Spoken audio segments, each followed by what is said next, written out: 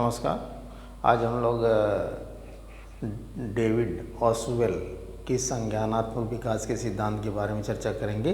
संज्ञानात्मक विकास के सिद्धांत की चर्चा जब होती है या कहीं प्रश्न आता है तो आपके दिमाग में तीन लोगों का नाम आता है। सबसे पहले जीन पियाजे, दूसरे नंबर पर जे.एस. ब्रूनर, तीसरे नंबर पर डेविड ऑसवेल।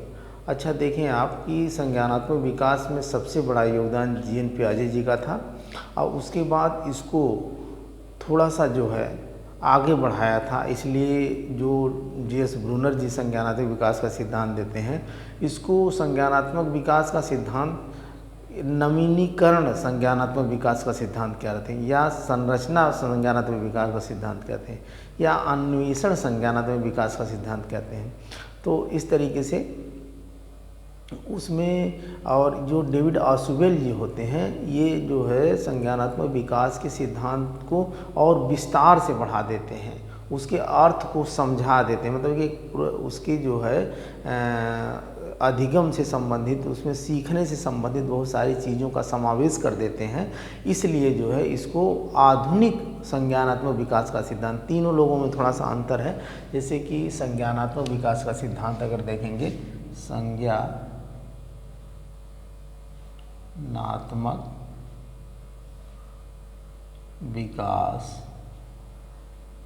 विकास का सिद्धांत तो मुख्य रूप से कितने लोगों का? तीन लोगों का। कितने लोगों का? तीन लोग। हम लोग देख लेते हैं थोड़ा सा।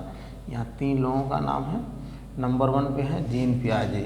नंबर 1 पे कौन है? जीन पियाजे। नंबर 2 है J S. Bruner. J S. Bruner. Number 3 पे है डेविड ऑसवेल। डेविड ऑसवेल। अब थोड़ा थोड़ा इनके बारे में हम जान लेते हैं। जीन पियाजे जो संज्ञानात्मक विकास का सिद्धांत दिए थे, इन्होंने जीन पियाजे जी से बहुत सारे क्वेश्चन बनते हैं आपके सीटेट, टेट या जितने भी नवोदय केंद्रीय तमाम परीक्षाएं जो शिक्षक पात्रता परीक्षाओं से संबंधित है। इन्होंने संज्ञानात्मक विकास के सिद्धांत को 4 अवस्थाओं में बांटा था। कितनी अवस्था? 4 अवस्था। 4 अवस्था कौन कौन सी? पहला था संवेदी गामक अवस्था। संवेदी गामक अवस्था जिसे कहेंगे सेंसरी मोटर स्टेज, जो 0 से लेकर के 2 वर्ष सेंसरी मोटर स्टेज। दूसरी थी पूर्व संक्रियात्मक अवस्था। संक्रियात्मक अवस्था जो आपकी 2 से लेकर के 7 वर्ष थी। और इसमें 2 अवस्था बांट दिया था इन्होंने। इसमें 2 अवस्था बांट दिया था। नंबर 1 थी प्रत्यात्मक काल। इसको पूर्व संक्रियात्मक को प्री ऑपरेशनल स्टेज, इसको पूर्व संज्ञानात्मक अवस्था को प्री ऑपरेशनल स्टेज कहेंगे। और इसमें प्रत्यात्मक काल को बांट दिया था इन्होंने 2 से लेकर के 4 वर्ष, यानी पूर्व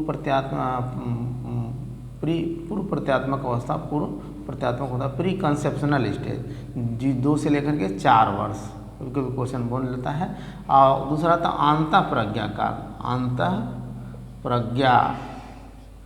काल, इसको 4 से लेकर के 7 वर्ष। ये थोड़ा सा जान जाएंगे।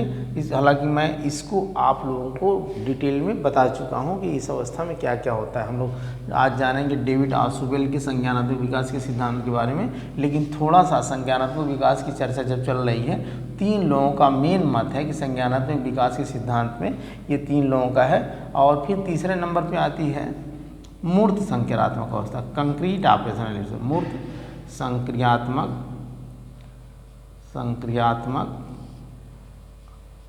अवस्था, जिसको कंक्रीट ऑपरेशनल स्टेज कहते हैं। ये कैसे होती है आपकी? 7 से लेकर के 11 वर्ष।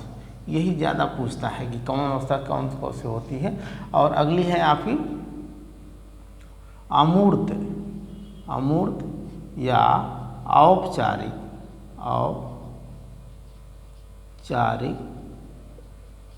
संक्रियात्मक अवस्था, यानी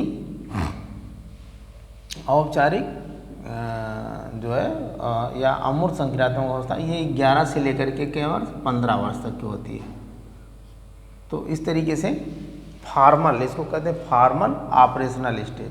फॉर्मल ऑपरेशनल स्टेज इंग्लिश नहीं लिख रहा हूँ, आप समझ जाएंगे क्योंकि इसके पहले इसको हम बता चुके हैं। अब हम लोग डेविड ऑसुबेल की चर्चा, इसमें थोड़ी सी चर्चा हम लोग इन लोगों का कर ले रहे हैं। अच्छा, जी.एस. ब्रूनर जो बताते हैं कि जीन पियाजे के संज्ञानात्मक विकास के सिद्धांत को आगे बढ़ाए थे।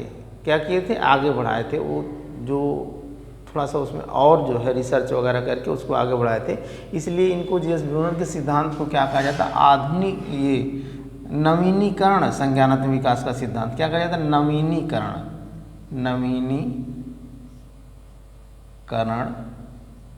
संज्ञानात्मक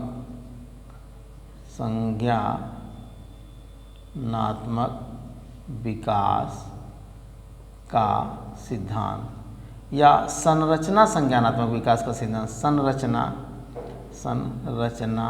संज्ञानात्मक विकास का सिद्धांत, या इसको अन्वेषण संज्ञानात्मक विकास का सिद्धांत भी कर, अन्वेषण या बौद्धिक संज्ञानात्मक विकास का सिद्धांत भी कहते हैं, कई नामों से इसको जानते हैं। तो इस तरीके से इसमें इन्होंने कई अवस्थाएं बताई थी? 3 अवस्थाएं बताई थी। अवस्था की बात आती है, अवस्था से ज़्यादा क्वेश्चन बनता है। जो जीन पियाजे 4 अवस्था बताए थे और इन्होंने जी.एस. ब्रूनर ने 3 अवस्था बताई थी। अवस्था कितनी बताई थी इसको हम लोग देख लेते हैं, ये इंपॉर्टेंट है। 3 अवस्था। पहला था इन्होंने इनएक्टिव स्टेज, जिसको कहेंगे सक्रिय अवस्था। क्या कहेंगे? सक्रिय अवस्था या क्रियात्मक अवस्था भी कहते हैं। इसमें सक्रिय अवस्था। दूसरी थी आपकी आइकॉनिक स्टेज, इसको इन्होंने कहा था कौन सी अवस्था कहते? प्रतिबिंबात्मक अवस्था, प्रतिबिंबात्मक या छायात्मक अवस्था भी कहा था।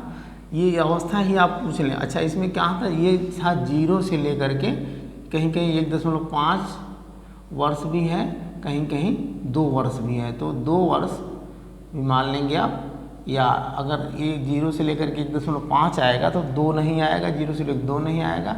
ये या अगर 0 से लेकर के 2 वर्ष आएगा तो 1.5, यानी 0 से लेकर के 2 वर्ष ही है। तो इस तरीके से इनएक्टिव स्टेज, प्रतिबिंबात्मक, छायात्मक अवस्था, ये अवस्था आपकी है 2 वर्ष से लेकर के 7 वर्ष, 2 वर्ष से लेकर के 7 वर्ष। और इसके बाद अगली अवस्था आपकी है सिंबॉलिक स्टेज, जिसको कहेंगे संकेतात्मक अवस्था या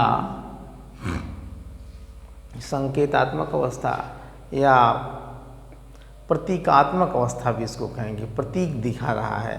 तो ये कौन सी आते? 7 से लेकर के 15 वर्ष, कहीं 13 भी दिया, 7 से लेकर के 15 वर्ष, ये आप याद रखेंगे। कन्फ्यूजन नहीं है, अगर वो 13 देगा तो 15 नहीं देगा, 15 देगा तो 13 देगा, तो आप इसको स्पष्ट याद कर लेंगे। 0 से लेकर के 2 वर्ष, ये सही हो जाएगा। 2 से लेकर के 7 वर्ष, 7 से लेकर के 15 वर्ष। अब हम लोग बात करने जा रहे थे किसकी? डेविड ऑसुबेल की, डेविड ऑसुबेल के बारे में, क्योंकि ये 2 जीन पियाजे का संज्ञानात्मक विकास का सिद्धांत, जी.एस. ब्रूनर का संज्ञानात्मक विकास का सिद्धांत हम लोग जान चुके थे। आज हम लोग चर्चा करेंगे डेविड ऑसुबेल के।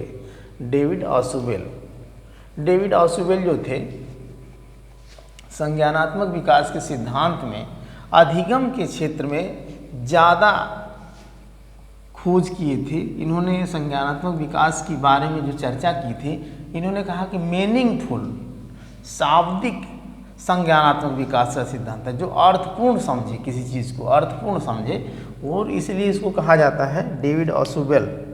डेविड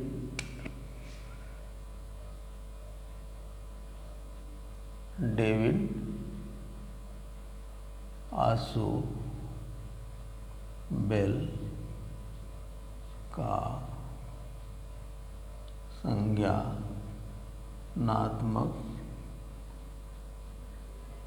विकास का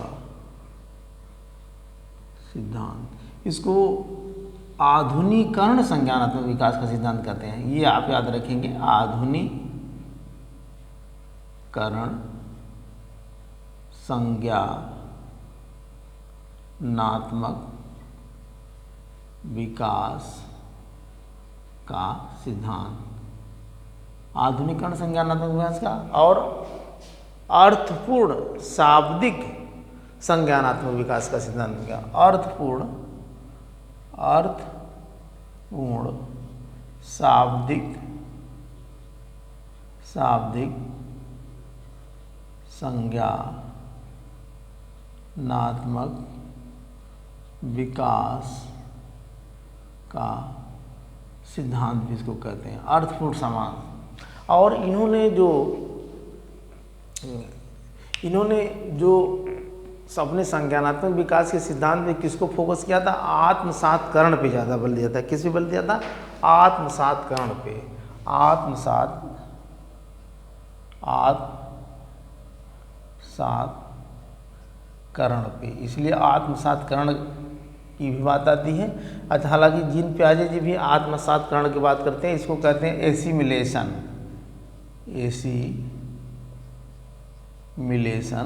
आत्मसात्करण का मतलब ये हो गया कि पूर्व अनुभव के आधार पर नवीन अनुभव से जोड़ना, पूर्व अनुभव को नवीन अनुभव से जोड़ना। जैसे उसमें एक एग्जाम्पल के तरीके से हमने बताया था कि कोई बच्चा है, वो एक कुत्ता देखता है, तो अपने गार्जियन से पूछता है क्या है, गार्जियन बताता है कि ये कुत्ता है, इसके पास पैर है। उसके दिमाग में एक चित्र बन जाता है, कुत्ते के पास पैर होता है, 4 पूँछ होती है, मुंह होता है, इतनी साइज इतनी होती है, कलर ऐसा होता है।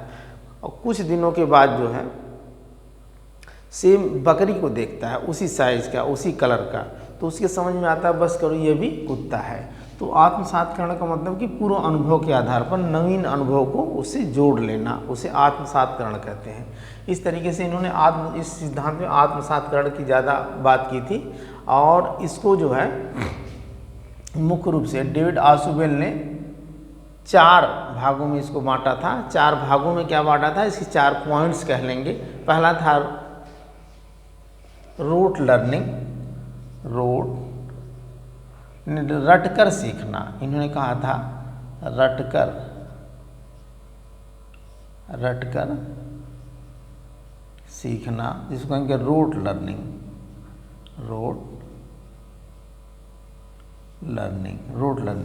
ये इन्होंने बताया था कि बच्चा जब छोटा होता है, ये छोटे बच्चों की बात होती है इसमें, क्योंकि संज्ञान से सीखना, ज्ञानेंद्रियों कर्मेंद्रियों से सीखना, बच्चा रट करके सीखता है, बिना अर्थ जाने ही सीख लेता है। छोटी कक्षाओं में बच्चे जब जाते हैं स्कूल, तो कोई भी चीज़ होती है तो उसको रट करके ही सीख लेते हैं। जैसे टेबल हो गया, कहाँ कविता हो गई, या गिनती हो गई, या छोटी छोटी जो है जैसे कि प्रेयर्स वगैरह हो गई जो स्कूलों में कराई जाती है, तो उसको अर्थ को नहीं समझते हैं, लेकिन उसको वो सीख लेते हैं, यानी रटकर सीखना। और ये अस्थाई होती है। क्या होती है? अस्थाई ज्ञान होता है। और बिना अर्थ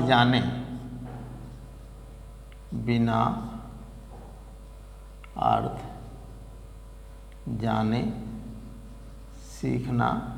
जैसे कि अब कहा जाए कि भाई कोई छोटा सा जोड़ दे दिया गया, बच्चों को पता नहीं है कि जोड़ है कि क्या है, बस उसको बता दिया गया कि हाँ ये जोड़ है, इसको लगाओ। अब उसके बारे में उसको कंफर्म नहीं है। छोटी छोटी जैसे कि क्लास में उसको रैम्स के माध्यम से याद करा दिया जाता है, अनार के दाने लाल लाल, आम का है मिठू, ऐसे करके इमली खट्टी मीठी बेर एक के घूस में।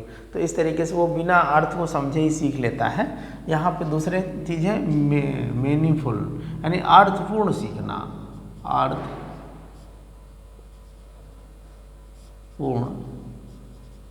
सीखना ये ज़्यादा इम्पॉर्टेंट। मीनिंगफुल लर्निंग,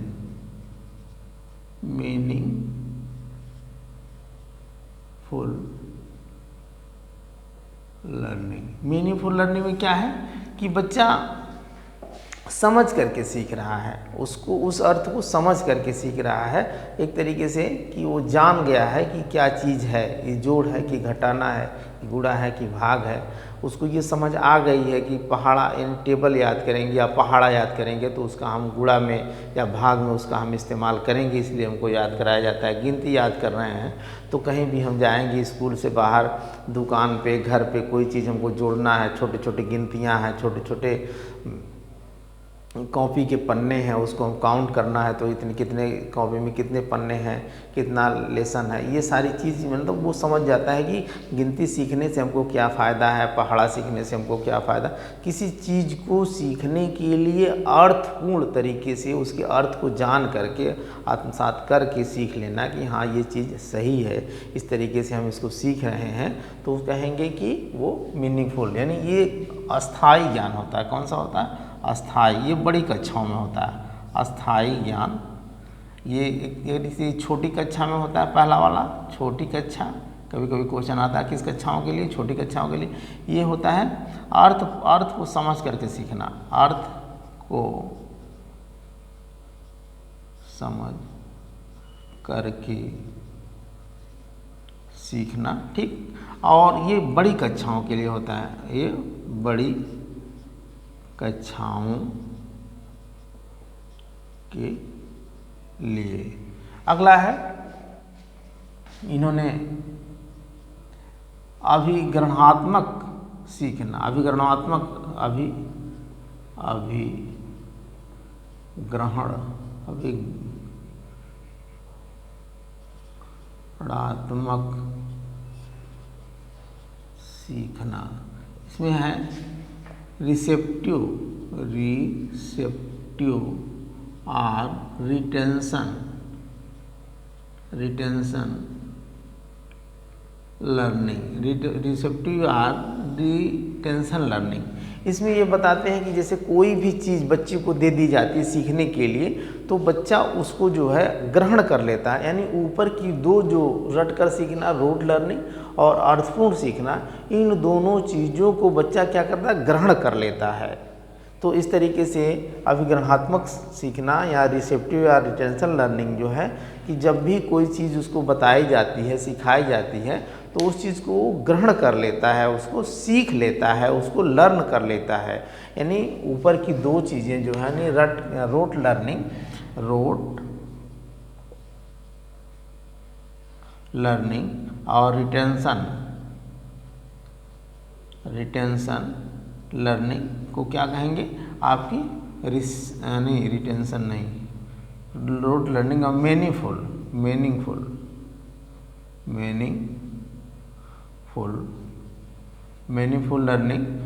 लर्निंग है क्या है? रिटेंशन लर्निंग है। यानी जो बच्चा चाहे बिना अर्थ को समझे सीख रहा है, चाहे अर्थ को समझ के सीख रहा है, दोनों को कैसे सीख रहा है? ग्रहण कर रहा है। इस तरीके से कहेंगे कि बच्चा जो है ग्रहण कर रहा है, सीख रहा है। अगला आपका है चौथे नंबर पे अन्वेषण द्वारा सीखना, यानी कि डिस्कवरी लर्निंग।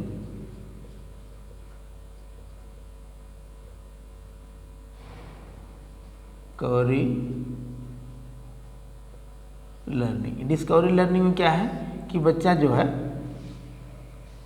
कोई चीज़ खोज रहा है, उसके समझ में नहीं आ रही है, तो बच्चे के सामने दे दी गई तो उसको खोज करके सीख रहा है, उसमें वो करके सीख रहा है। कोई चीज़ है जैसे कि एक्सपेरिमेंट वगैरह जो कराए जाते हैं, प्रयोगशालाएं वगैरह में जो एक्सपेरिमेंट कराए जाते हैं, वहाँ बच्चा जैसे खोज करके सीखता है। ये तो एकदम अस्थाई होती है, जब बच्चा थियरी भी करेगा और प्रैक्टिकल भी करेगा, यानी उस चीज़ का खोज करेगा, तो ये जो है बड़ी कक्षाओं में होती है, अस्थाई लर्निंग होती है, अस्थाई सीखना। और किसी बात को खोजना,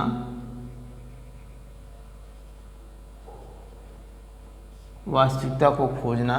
और बड़ी कक्षाओं के लिए होता है, ये बड़ी कक्षाओं के लिए होता है। तो इस तरीके से इनका मुख्य था। अब देखेंगे कि कभी कभी आता है, उसको क्रम से आप बना लेंगे। पहला है आपका रोट, यानी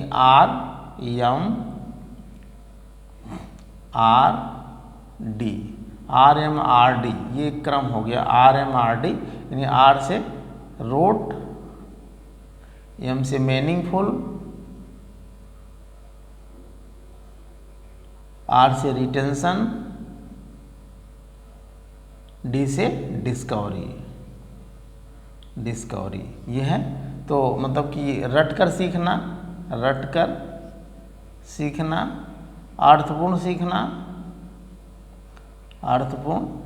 सीखना और अभिग्रहण द्वारा सीखना,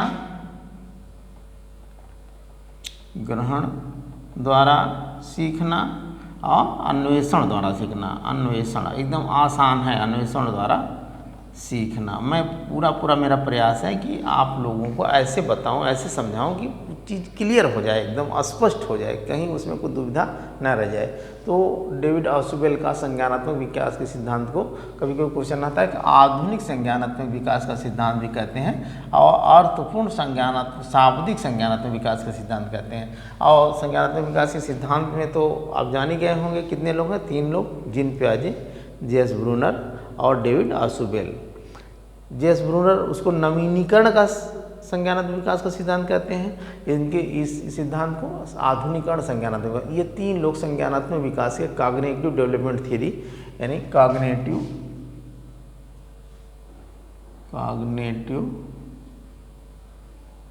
डेवलपमेंट